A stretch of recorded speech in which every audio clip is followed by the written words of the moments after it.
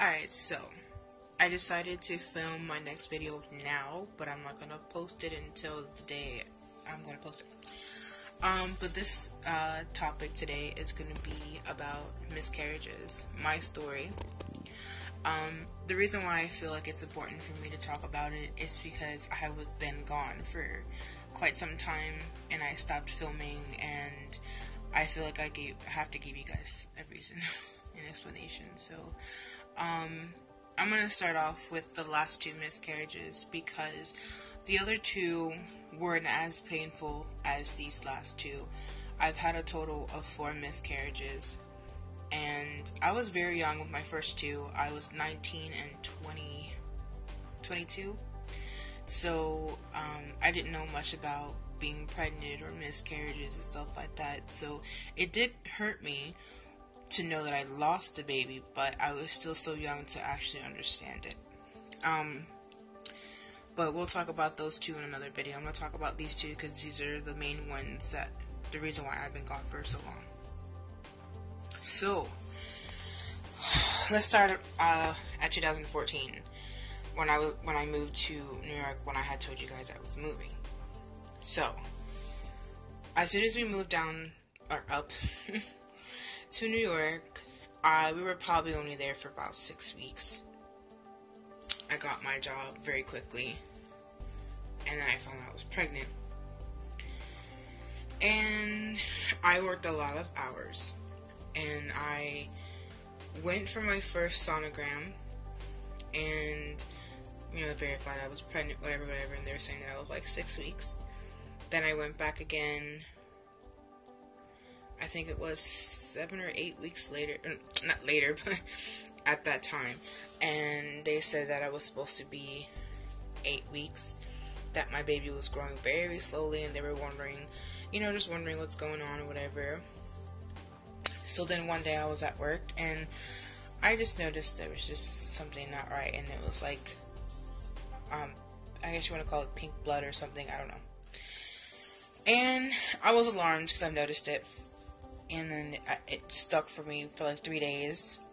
After work, I went straight to the emergency room, and they told me that my baby was dead, and it was delayed by a week or 2, that it just stopped growing. Put it this way, I knew from the beginning there was something wrong with the baby because the baby stayed the same from 6 weeks all the way into my last ultrasound. There was never a heartbeat. You know, they could have just told me from the beginning that the baby wasn't a successful pregnancy. But they made me think that the baby was fine and that my pregnancy was progressing, and it really wasn't. So, I think 2 or 3 days later, I ended up having a DNC, which is a dilation to the cervix. They dilate you, and then they take the baby out. And the only thing that makes me mad is that they didn't tell me that a DNC was almost similar to an abortion, but not a 100%, because of the fact that my baby was already dead, and I was bleeding, and the baby could make me sick, because it was been dead for 3 weeks inside me, so it never came out. Okay, I'm gonna try to make this video as short as I can. I don't want to make a super long video, but I'm trying to go through this as fast as I can. Let me see. So I had the DNC, whatever. That surgery went pretty well. It only took me about a week or 2 to heal, and then I got my period back like nothing. Then me and my husband was using condoms so we wouldn't get pregnant again, because we moved down up there, and that wasn't our plan to have a baby. I was 27, I think I was 27, or 20. No, 26, gonna be 27. And, whatever. Then we stopped using condoms a year into the whole miscarriage. It had already been a year, I think it was, from the whole miscarriage. No, I think it'd been 6 or 8 months, something like that. Then we still waited. We didn't use condoms, but we just never got pregnant. Then, we kind of had a death in our family. I don't want to say who or whatever. It was really, actually, you know what, I'll just say it. It was super, super emotional. One, because it was my husband's father. Two, we've never gave him any grandchildren. And three, we moved there and we were only with him for almost 2 years and he was gone. Nothing was wrong with him. He was super young. He was 52 years old. After he died, I think it was 6 weeks later, I found out I was pregnant again. And I felt like he was going to watch over the whole pregnancy and everything was going to be fine. And everything was fine. The baby was growing really, really big. I will try to sneak a picture to show you what the baby looked like. Because I've had one all the way until went to 9 weeks. And this baby was growing quick. Big old head just like his father. Or her father. We didn't get to know the sex. But, anyway, I'll stick a picture here. So you can see in this region. But, at 6 weeks, I got my first sonogram. And the baby was beautiful. It was growing great. The heartbeat was amazing. I was just so happy to see the baby's heartbeat from the beginning. Then I went to another sonogram at 7 weeks because I'm considered high risk. Really, really high risk. So I was going every week for an appointment. Then I went 7 weeks. But I didn't get to... was it 7 weeks? Yeah, 7 weeks. But I went for something else. I forgot what it was. Then I went 8 weeks. We got to hear the baby's heartbeat. And we got to see the baby. And I was just so excited. I couldn't believe how fast it was growing. And I didn't get a sonogram at 8 weeks. Because their machine didn't make, like, that machine she used didn't have that to print out pictures. Then they send me to a high-tech sonogram at 9 weeks in 1 or 2 days. Digestation. And I was just so excited. I couldn't wait to see the baby. Me and my husband went. At this point in my pregnancy, my belly had got so swollen, I couldn't wear anything tight around my belly because it was just so uncomfortable. I was already sleeping with a pillow under my belly. And mind you, I was only 9 weeks. But the pregnancy was progressing really well. So then we go in. She sticks the thing inside. It was still an inside ultrasound. Because where I was only 9 weeks, they're guessing the baby would be too small for abdominal. So, as soon as she stuck in, I can see the baby. Right, the baby was so, so big. Big old head. And everything. Then she's like, I'll be right back. I didn't grab the whole idea. Maybe something could have been wrong. I thought she was just grabbing the doctor because she was just a nurse. So I thought we were going to speak to a doctor. And they both come in, and he just comes out of nowhere, and he's like, this baby right here? Yeah, I'm sorry, but this baby's not alive. Everything froze. Like, everything completely just froze. And I was staring at my child on that screen, thinking, that baby is not dead. That baby's heartbeat was just beating last week. There is no way this baby's gone. So they all left the room, and I was sitting there with my husband, and I just started crying. And I was like, I failed you. I don't know what I did wrong. I don't know what happened. But I felt like it was my fault that my child died. You know? He hugged me and he said, it's not your fault, babe. There's just something we need answers for. This clinic, if I cursed in this video already, I'm sorry, I can't remember. But this clinic, I felt comfortable in this clinic. I really did. But I knew there was just something that they were not telling me. Because they would make me feel like they're not telling me things. You know? Or not even enough. So, the next day, I had a DNC. And I told him, I said, before you take my child out of my stomach, you're going to take another ultrasound to make sure that my child is gone. Because I saw that baby's heartbeat beating last week. This baby cannot be gone. So they did another ultrasound. And I was sitting in labor and delivery for hours, waiting. And they did another ultrasound. And he showed me the baby and he said, there's no heartbeat. He's like, I really do apologize. I really do. I feel so sorry. But this baby's gone. Staring at your child and there's no heartbeat, you feel like you did something wrong because it's up to you for your child to grow inside your belly. You feel like it's all your fault. But honestly now, it's those doctors' fault. Because they know that I had 3 miscarriages beforehand. They looked at my blood type. They looked at everything. How do you not know what could be the reason? So I had the DNC. After that DNC, 4 days later, I go into these crazy contractions. And mind you, I'm not pregnant anymore. And then I noticed that I was bleeding a little bit. I said, okay, maybe I'm starting my period. I thought they were cramps, to be honest. So I ended up calling labor and delivery, and they told me that something could be wrong and that I need to come into the hospital.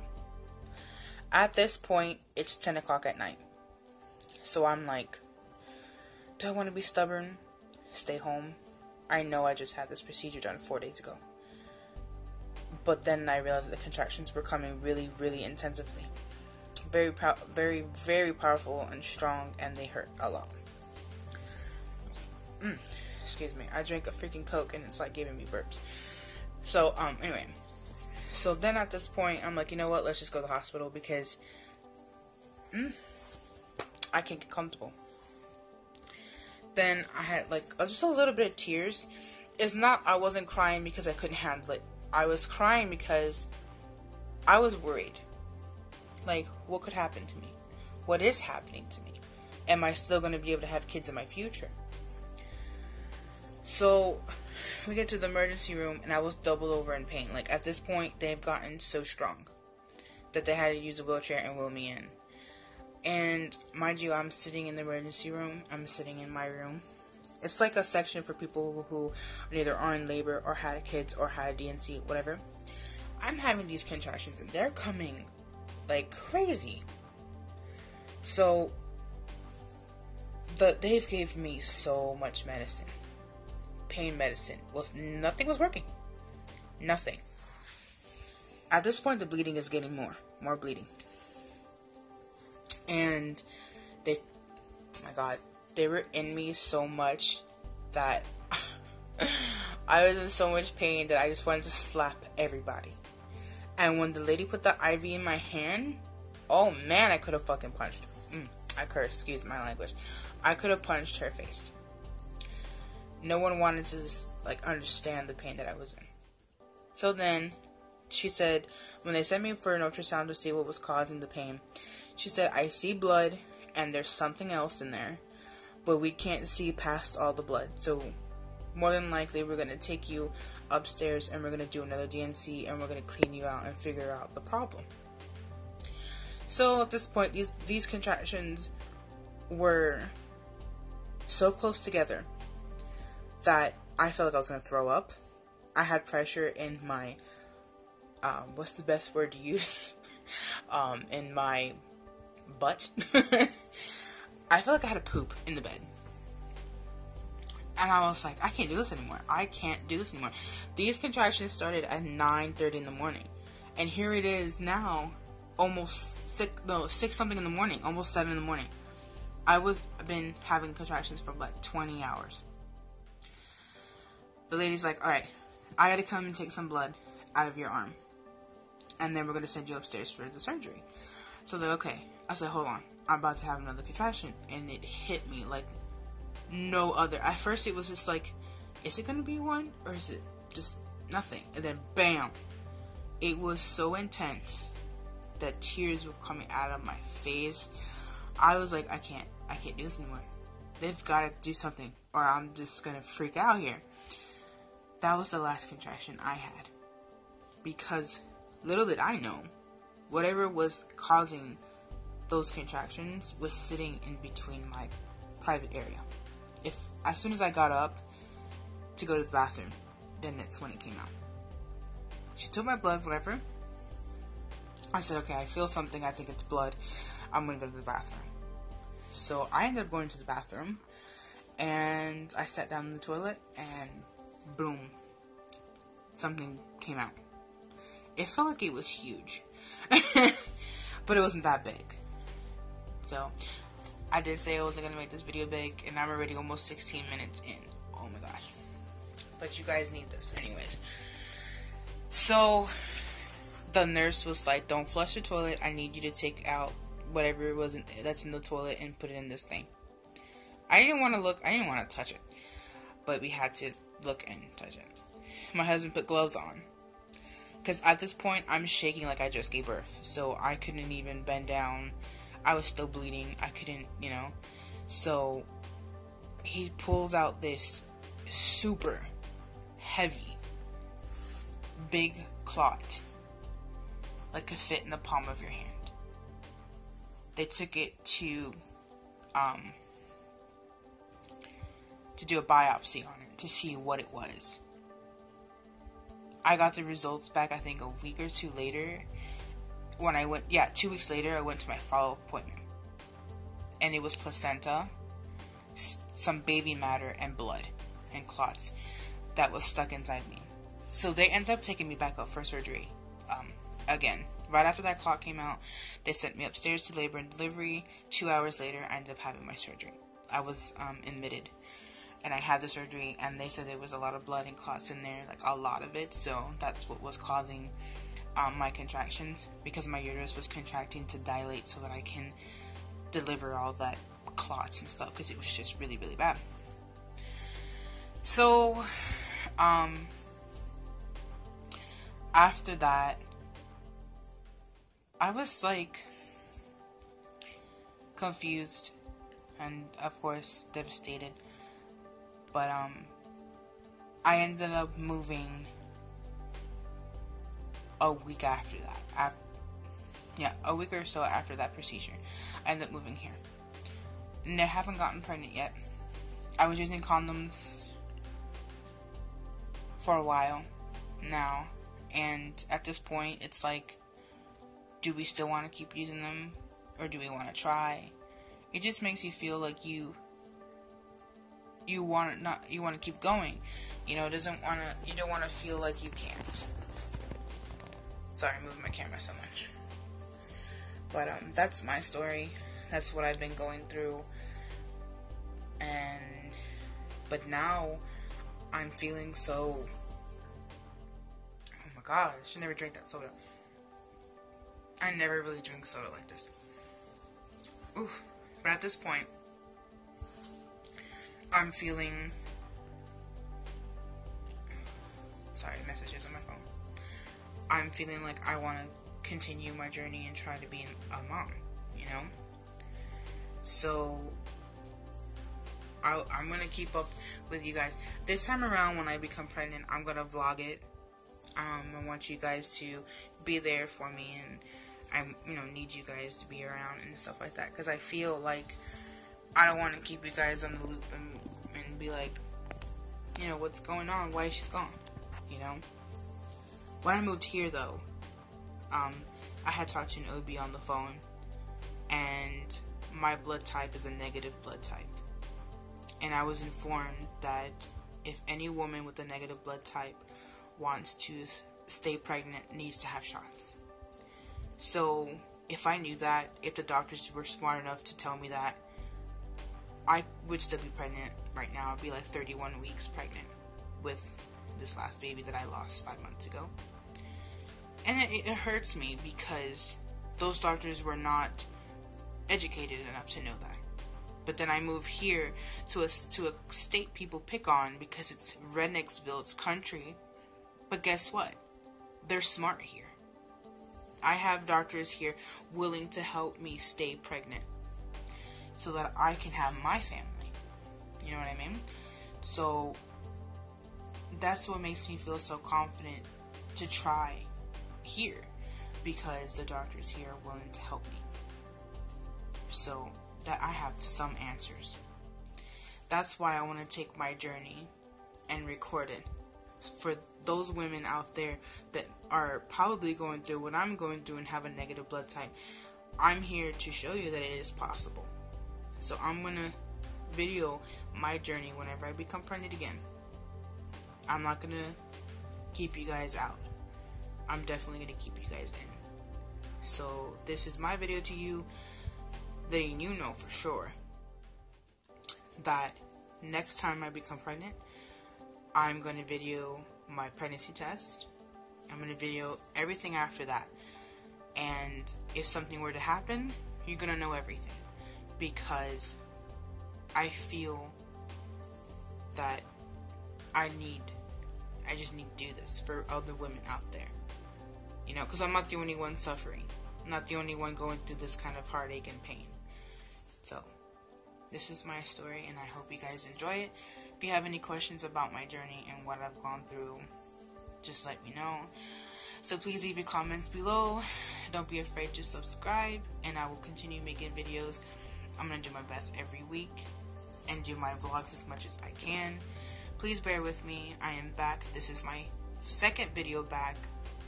So I hope you guys enjoy it, and see you guys later. Adios.